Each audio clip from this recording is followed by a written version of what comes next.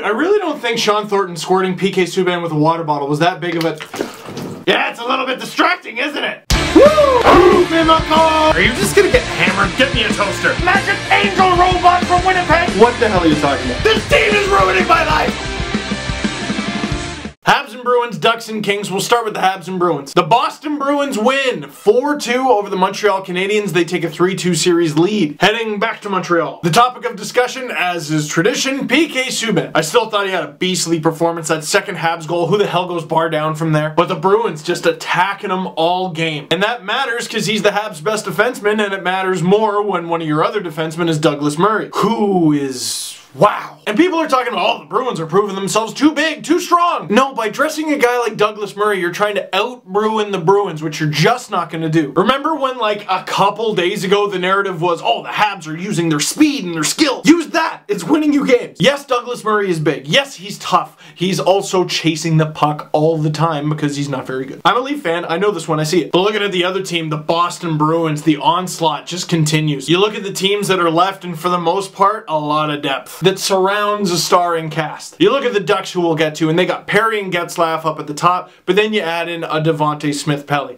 a veteran like Teemu Solani, a Nick Bonino. With the Bruins, a guy on the back end like Chara makes it easier for a guy like Carl Soderberg, makes it easier for a guy like Torrey Krug, and when they're all clicking, they're a machine. The Habs, while they definitely got some superior parts, are just not that right now. Max Pacioretty was invisible. Brian Gionta, I legitimately during the game went, oh yeah, that guy. He's the captain of the team, and I half forgot he was there. Even Plekanec had a couple plays where I'm like, what are you doing? It looked like he wasn't listening to whoever was passing him the puck. Subban stood out as always, but another guy who's very consistent, Brendan Gallagher. New nickname for that kid should be the Friendly Zombie. You hit him, you smash him, he falls down, gets right back up. With a smile. And a few videos back, I'll link to it down below, I talked about what leadership is in hockey, because people always say, this team needs more leadership, and then no one explains what that means. But Brendan Gallagher, one of the youngest players on this team, how is he not a leader? He performs, he produces, he gets crushed and gets right back up, and he's a guy that makes players look up and down the bench and go, holy crap, are we all trying as hard as him? That, to me, is a leader. The 5'2" guy in his early 20s, that guy. Not some grizzled vet, not some guy who's been there, not some guy who's got all these fancy Stanley Cup rings. Just a guy, regardless of size, regardless of experience, who not only tries, but does. That, to me, is a leader. Now, the water squirting incident. Bruins fans, I see you, and I get the gamesmanship, I get it, you're feeling good about yourselves. Oh, Habs fans crying about a little wah-wah. And look, I get why you think that's funny, and I can't say I wouldn't react the same way if it were the Leafs that were laughing. But let's be honest, Subban's right. If Subban, or any Hab for that matter, did that to any Bruin, it would be anarchy. Those cheap little chicken diving...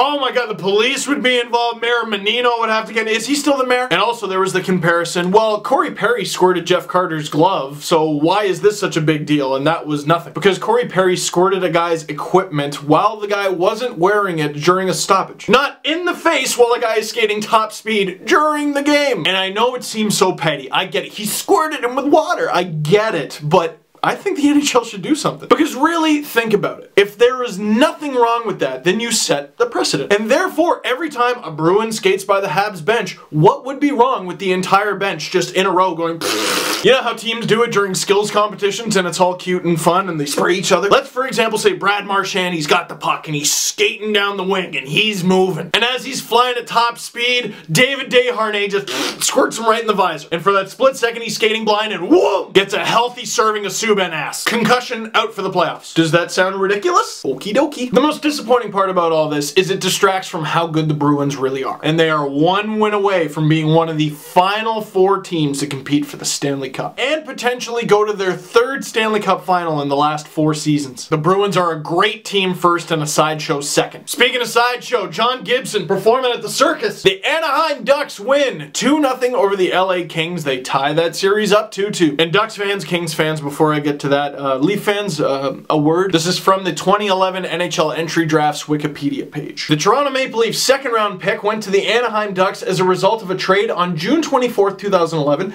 that sent Anaheim's 1st round pick in 2011, 22nd overall, to Toronto in exchange for Boston's 1st round pick in 2011, 30th overall, and this pick. What does that all mean, Steve? The Anaheim Ducks picked John Gibson, arguably one of the best goaltending prospects in the game, with a Leaf draft pick. Because the Leafs traded up to get Tyler Biggs. Yay, maybe it'll work out. Even when doing playoff videos, when the Leafs aren't even in the playoffs, they still find a way to hurt me. Is there an NHL team out there that wants to adopt me? Love me!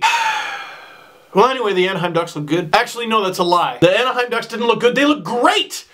In the first period. Awful, horrible, terrible for the rest of the game. The Ducks outshot the Kings 11-9 in the first period, first going up 1-0 because of Devontae Smith-Pelly, and then Captain Ryan Getzlaf, big and bad, scoring the second goal. What a start to the game. And after allowing 2 goals on 11 shots, Jonathan Quick yanked Martin Jones in net. Let's see the Ducks test him. The Kings outshoot the Ducks 12-0 in the second period and 7-3 in the third, 19-3 from the second period onward. And this tweet coming in from Jeffler amazed me. 1, because wow, that's amazing, and 2, how the hell do you look this stuff up? Anaheim's John Gibson is the first NHL goalie in 86 years, Tiny Thompson in 1928, to earn a shutout in his regular season and playoff debuts. To put some perspective on that, I decided to look up what the hell happened in 1928. May 1928, Mickey Mouse makes his first appearance. Also from May 1928, this one might be my favorite.